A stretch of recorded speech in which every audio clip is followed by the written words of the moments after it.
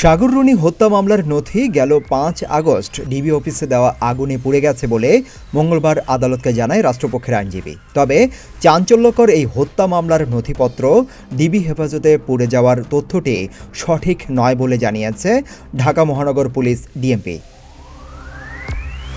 মঙ্গলবার দুপুরে গণমাধ্যমকে পাঠানো এক বার্তায় এ তথ্য নিশ্চিত করেছেন ডিএমপির গণমাধ্যম ও জনসংযোগ শাখার উপপুলিশ কমিশনার মোহাম্মদ তালিবুর রহমান।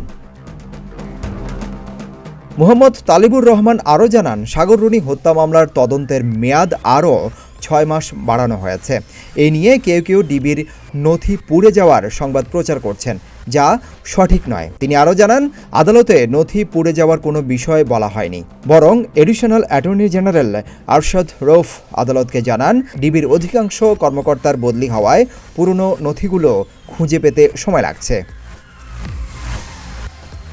মামলার সর্বশেষ শুনানিতে রাষ্ট্রপক্ষ ৯ মাস সময় চাইলেও বাদীপক্ষের আইনজীবী অ্যাডভোকেট শিশির মনির ৩ মাস সময় বৃদ্ধির প্রস্তাব দেন।